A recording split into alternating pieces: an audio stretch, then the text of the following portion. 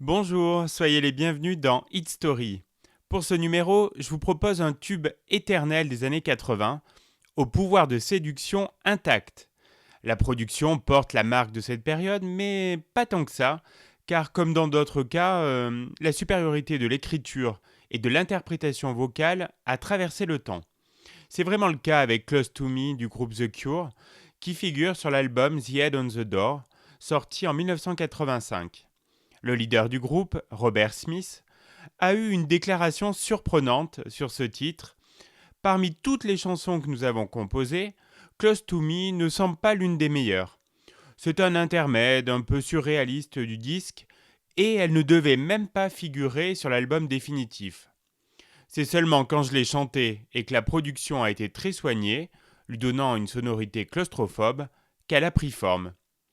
Ne vous laissez pas mener en bateau par Robert Smith, qui a l'esprit de contradiction. N'avait-il pas affirmé pendant 20 ans à chaque album et chaque tournée du groupe que c'était les derniers ? Close to Me est l'une de ses meilleures chansons et l'une des plus ensorcelantes. Le morceau a été marqué par les contradictions.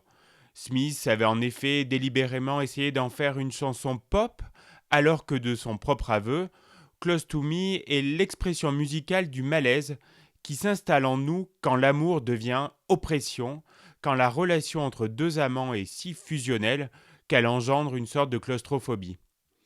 Close to Me fut accompagné à sa sortie comme single d'un clip également écrit par Robert Smith et filmé par Tim Pop, dont l'inspiration est l'un de ses rêves récurrents.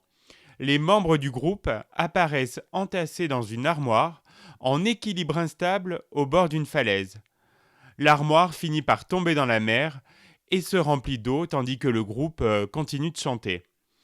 Le charme de la chanson réside dans la simplicité et ses claquements de mains. C'est la seule chanson de l'album produite sans effet, a dit Smith. Nous l'avons enregistrée d'une traite, comme si nous étions dans une pièce avec seulement un magnétophone.